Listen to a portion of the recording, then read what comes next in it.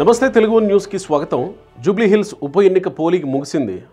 5 గంటలకి 47.16% మాత్రమే ఎన్నికలు పోలయ్యాయి.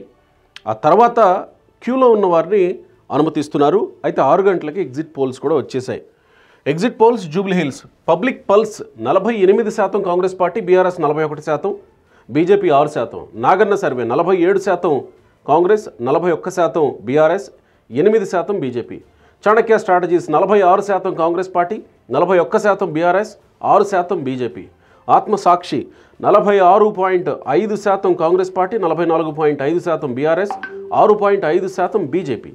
Smart Poll 48.2% Congress party, 42% BRS. ఇక్కడ కేకే అని రాశాను, వీళ్ళది ఇంకా ఎగ్జిట్ పోల్ రాలేదు. వస్తుందో రాదో కూడా ప్రస్తుతానికి తెలియదు. జూబ్లీ హిల్స్ ఉప ఎన్నికకు సంబంధించి కేకేది మనం మళ్ళీ మాట్లాడదాం. ఈయన ప్రీ పోల్ ఇచ్చాడు, ఈయన ఎగ్జిట్ పోల్ ఇవ్వలేదు. ప్రీ పోల్ 1 వీక్ ముందు ఇచ్చాడు. ఇది ప్రీ పోల్ సర్వే. అయితే ఇక్కడ ముందు ప్రీ పోల్ సర్వేలు ఇచ్చిన సంస్థలు చాలా తక్కువే ఉన్నాయి. కేకే ఒకటి, ఆత్మసాక్షి ఒకటి, చాణక్య ఒకటి. ఈ చాణక్య, ఆత్మసాక్షి అండ్ కేకే దాదాపు 17% తేడాని కేకే సర్వే ప్రీ పోల్ సర్వేలో ఇచ్చింది. అంటే బీఆర్ఎస్ పార్టీ 55% ఓట్లతో గెలుస్తుంది. అంటే కాంగ్రెస్ పార్టీకి, ఓడిపోయేటువంటి కాంగ్రెస్ పార్టీకి, గెలిచేటువంటి బీఆర్ఎస్ పార్టీకి మధ్య 17% ఓట్ల తేడా రాబోతుంది రిజల్ట్స్ అనేది కేకే సర్వే. కేకే ఏం చెప్పినా చాలా స్ట్రాంగ్గా చెప్తాడు. మనకి తెలుసు ఆంధ్రప్రదేశ్లో ఎలా క్లిక్ అయ్యాడో, తర్వాత హర్యానాలో పోయింది, తర్వాత మధ్యప్రదేశ్లో మళ్ళా ఆయన సర్వే క్లిక్ అయింది. ఇక్కడ కేకే ఈ సర్వేలతో పోల్చుకుంటే, ఇప్పుడు వచ్చిన ఎగ్జిట్ పోల్ సర్వేలతో పోల్చుకుంటే బొక్కబోర్లా పడబోతున్నాడా జూబ్లీ హిల్స్ బైపోల్లో కూడా?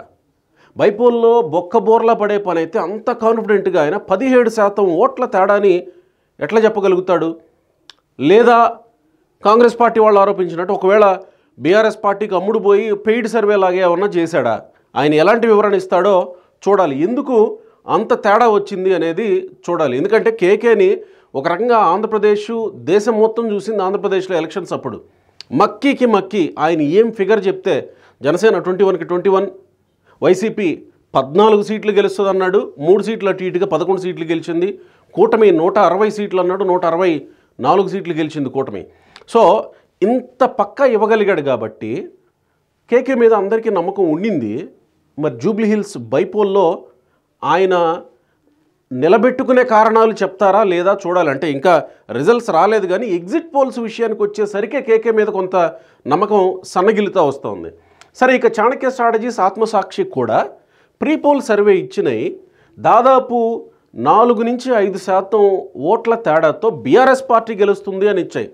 ఇక్కడ విచిత్రం ఇదే, ప్రీ పోల్ సర్వేలన్నీ బీఆర్ఎస్ పార్టీ గెలుస్తుందని ఇచ్చినాయి. ఎగ్జిట్ పోల్కి వచ్చేసరికి మళ్ళీ కథ మారిపోయింది. ఎగ్జిట్ పోల్కి వచ్చేసరికి దాదాపు 5% చాణక్య స్ట్రాటజీస్ కాంగ్రెస్ పార్టీ గెలుస్తుంది 5% ఎక్కువతో.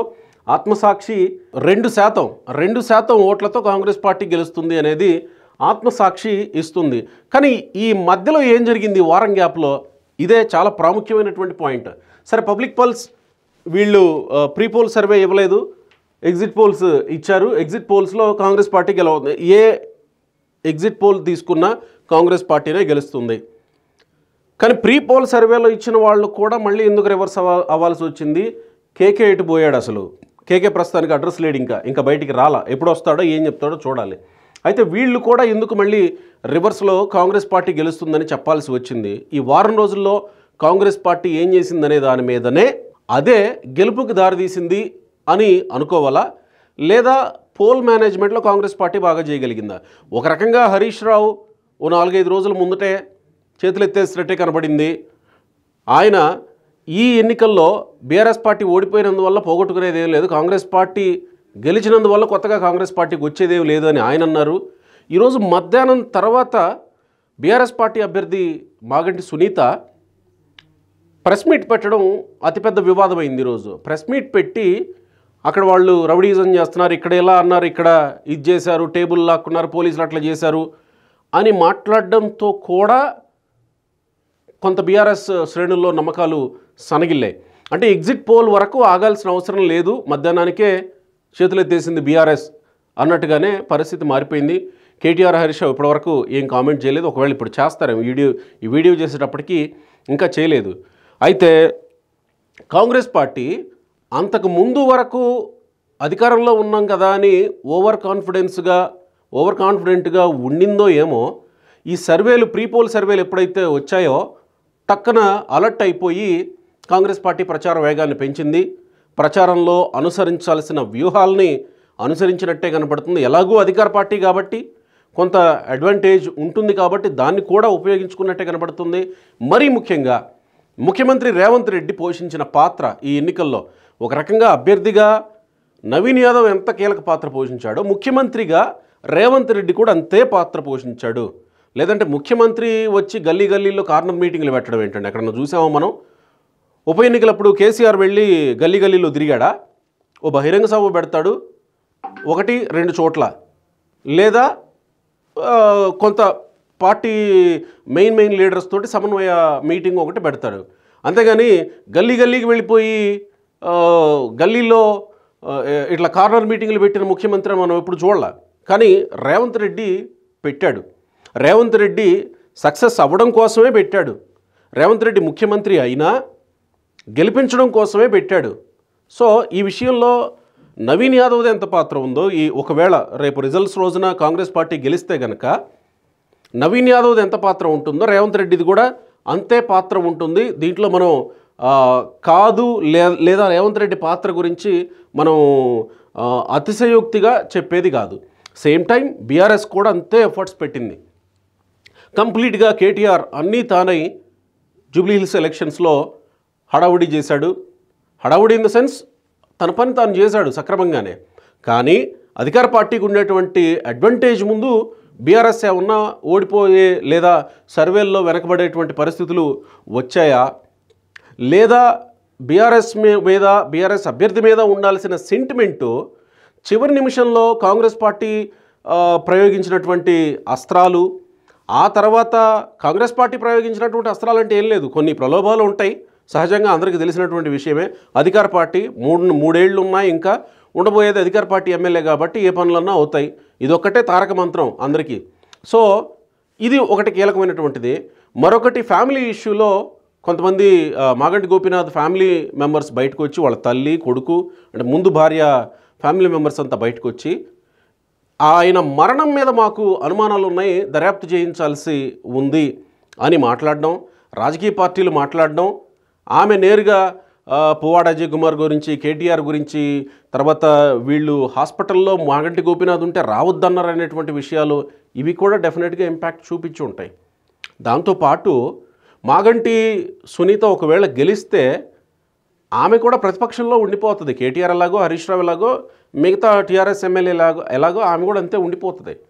అధికార పార్టీ ఎమ్మెల్యేని గెలిపించుకుంటే కదా ఏమన్నా పనులు కావాలంటే ఉండేది. బేసిక్గా ప్రజాస్వామ్య వ్యవస్థలో అలా ఉండకూడదు, కానీ మనం అలా తయారైపోయాం కాబట్టి అధికార పార్టీ ఎమ్మెల్యేకే అడ్వాంటేజ్ ఉంటుంది కాబట్టి మిగతా సాధారణ రాష్ట్రాల్లో లేదా మిగతా ఎన్నికల్లో అధికార పార్టీకి ఎలాంటి అడ్వాంటేజ్ ఉంటుందో అదే అడ్వాంటేజ్ని కాంగ్రెస్ పార్టీ కూడా ఇక్కడ తీసుకుంది.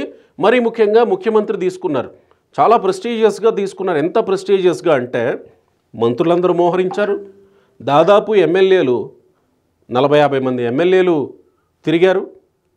సో వీళ్ళందరి కష్టం ఎగ్జిట్ పోల్స్లో ప్రతిబింబించింది. మరి రేపు రిజల్ట్స్లో ఏం ప్రతిబింబిస్తుందో చూడాలి. దాదాపుగా 2% నుంచి 5-10% వరకు తేడాలు ఉన్నాయి బీఆర్ఎస్ కాంగ్రెస్ పార్టీకి. విచిత్రంగా ఈ 7 రోజుల్లోనే సర్వే ఫలితాలు మారిపోయినాయి అనేది చాణక్య ఆత్మసాక్షి చెప్పుకొస్తుంది. ప్రీపోల్ రిజల్ట్స్ ఒకటి ఇచ్చారు, ఎగ్జిట్ పోల్స్కి వచ్చేసరికి మారిపోయింది. ఇక కేకే ఏం క్లారిటీ ఇస్తాడు, ఏం కారణాలు చెప్తాడు, ఎందుకు కేకే 17% ఓట్ల తేడాతో బీఆర్ఎస్ పార్టీ గెలుస్తుందన్న కేకే ఇప్పుడు ఎగ్జిట్ పోల్ ఇవ్వలేదు. పోనీ ఒకవేళ రేపు రిజల్ట్స్ తర్వాత ఏమన్నా ప్రెస్ మీట్ పెడతాడా? ప్రెస్ మీట్ పెట్టి ఏం కారణాలు వివరిస్తాడు? ఆ 17% బీఆర్ఎస్ ఎందుకు ఎక్కడ కోల్పోయింది? 17% కంటే ఎక్కువ కోల్పోతేనే కదా కాంగ్రెస్ పార్టీకి అవకాశం ఉండేది. దాదాపు 17 కాదు 20% పైగా బీజేపీ పార్టీ కోల్పోవాలి కాంగ్రెస్ పార్టీకి ఈ మెజారిటీ రావాలంటే.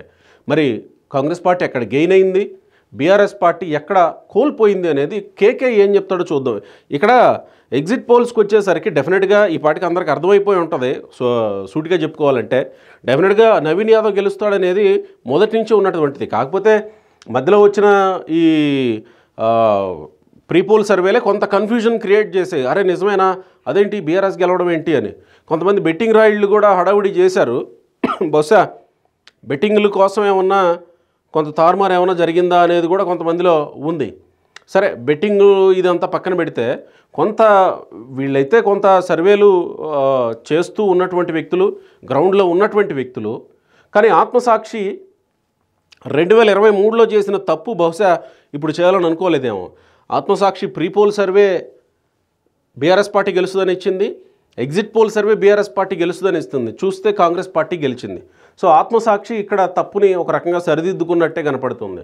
సరే చాణక్య స్ట్రాటజీస్ మొదటి నుంచి కొంచెం అటు ఇటుగా కొంచెం బ్యాలెన్స్డ్గా చేస్తూనే వస్తుంది. ఈ ఎన్నికల్లో కూడా, ఈ ఉప ఎన్నికల్లో కూడా అదే కనపడింది. చాణక్య స్ట్రాటజీస్ నుంచి Naganna public pulse, smart pole ఇవన్నీ కాంగ్రెస్ పార్టీ అంటున్నాయి. ఎందుకు కాంగ్రెస్ పార్టీ అంటే డెఫినెట్గా ఈ అధికారంలో ఉండడంతో పాటు పెట్టిన ఎఫర్ట్స్, అవలంబించిన స్ట్రాటజీస్ అన్నీ కలిపి కాంగ్రెస్ పార్టీని గెలిపించబోతున్నాయి, నవీన్ యాదవ్ని జూబ్లీ హిల్స్ అభ్యర్థిని. అయితే ఇక్కడ ఇంకొక విషయం తేటతెల్లమైంది ఏంటంటే, ఎక్కడ ఏ ఎన్నిక జరిగినా, ఏ ఉప ఎన్నిక వచ్చినా, లేదా స్థానిక సంస్థలు లేదా మున్సిపల్ ఎన్నికలు, సరే జిహెచ్ఎంసీ ఎలక్షన్స్లో ఎలా ఉంటుందో చూడాలి. మళ్ళీ అప్పుడు బీఆర్ఎస్ పార్టీ అధికారంలోకి ఉన్న బీజేపీకి తర్వాత ఎంఐఎంకి దగ్గర సీట్లు రావటం కలకలం రేపింది. కానీ ఈసారి జిహెచ్ఎంసీ ఎలా ఉంటుందో చూడాలి. ఇది కూడా జిహెచ్ఎంసీ పరిధిలోనే ఉన్నటువంటి జూబ్లీ హిల్స్ కాన్స్టిట్యున్సీ కాబట్టి దీని మీద కూడా కొన్ని అంచనాలు ఉండినాయి. కానీ ఇది తెలంగాణ మొత్తానికి రెఫరెండం అయితే కాదు అని నేను అంటాను వ్యక్తిగతంగా. హరీష్ రావు ఇది రెఫరెండం అవుతుంది అని అన్నారు. మరి హరీష్ రావు దీన్ని ఎట్లా తీసుకుంటారో తెలీదు. నేనైతే అంటున్నా ఇది రెఫరెండం కాదు. ఎందుకంటే గ్రామాల సమస్యలు ఒకలాగా ఉంటాయి, జూబ్లీ హిల్స్లో ఉండేటువంటి మెట్రో సిటీలో సమస్యలు ఒకలాగా ఉంటాయి. అక్కడ ఉండేటువంటి ప్రజల ప్రాధాన్యతలు వేరే ఉంటాయి, ఇక్కడ ఉండేటువంటి ప్రజల ప్రాధాన్యతలు వేరే ఉంటాయి. మరి జూబ్లీ హిల్స్ రెఫరెండం ఎట్లా అవుతుంది? 2 ఏళ్ల పాలనకి ఒకవేళ రూరల్ ఏరియాలో ఏదన్నా ఎన్నిక వచ్చి అక్కడ కానీ ఫెయిల్ అవ్వడం, పాస్ అవ్వడమో ప్రభుత్వం జరిగితే దాన్ని రెఫరెండంగా తీసుకోవచ్చు. ఇది బీఆర్ఎస్ సిట్టింగ్ సీట్ అయినప్పటికీ ఓడిపోవడంలో ఇన్ని శక్తులు పనిచేసినాయి, కాంగ్రెస్ పార్టీ గెలవడంలో ఇన్ని శక్తులు పనిచేసినాయి. సో ఇది రెఫరెండం అవ్వదుగాక అవ్వదు. సో ఎట్టి పరిస్థితుల్లో బై ఎలక్షన్ వస్తే డెఫినెట్గా ఇది అందరూ సామాన్య జనాలతోటి అందరినీ కలుపుకొని జరిగే ఎన్నిక కాబట్టి డెఫినెట్గా అధికార పార్టీకే అవకాశం ఉంటుంది. ఇది ఏదన్నా ఎమ్మెల్సీ ఎలక్షనో లేదా స్థానిక సంస్థల ఎమ్మెల్సీనో అయితే అప్పుడు గ్రాడ్యుయేట్ ఎమ్మెల్సీ, ప్రత్యేకంగా చెప్పుకోవాల్సిన గ్రాడ్యుయేట్ ఎమ్మెల్యే. ఏపీలో మనం చూసాం కదా, గేమ్ చేంజరు 2023లో జరిగిన ఎన్నికలు గ్రాడ్యుయేట్ ఎలక్షన్స్ చూసాం కదా. 3 గ్రాడ్యుయేట్ ఎలక్షన్స్ జరిగితే 3 కూటమి గెలుచుకుంది. కూటమి అంటే అప్పుడు ఉన్నటువంటి తెలుగుదేశం పార్టీ, అప్పటికి ఇంకా కూటమి ఏర్పడలే, తెలుగుదేశం పార్టీ గెలుచుకుంది. సో అలాంటి ఎన్నికనే మనం ప్రాతిపదికగా తీసుకోగలం ప్రభుత్వం మీద వ్యతిరేకత లేదా అనేది. అంటే గ్రాడ్యుయేట్ ఎలక్షను తర్వాత స్థానిక సంస్థల్లో కూడా కొంత అటు ఇటు జరుగుతూ ఉంటుంది. కానీ గ్రాడ్యుయేట్ చాలా సక్రమంగా జరుగుతుంది. గ్రాడ్యుయేట్ లేదా ఎన్లైటన్ పీపుల్, చదువుకున్నటువంటి యువత ఎటువైపు ఉన్నారనేది ఒక ముందు దారి చూపిస్తుంది అనమాట. కానీ ఈ ఎలక్షన్ అంతగా మనం పరిగణలోకి తీసుకోకూడదు అనేదే నా అభిప్రాయం. ఎట్టకేలకు ఒక పార్టీ అధికారంలో ఉన్నటువంటి ఆ రాష్ట్రంలో ఏదైనా ఉప ఎన్నిక జరిగితే అదే అధికార పార్టీకి అడ్వాంటేజ్ ఉంటుంది అనేది తెలంగాణలో జూబ్లీ హిల్స్ ఎన్నికతో ఇంకొకసారి రుజువైంది. Thank you.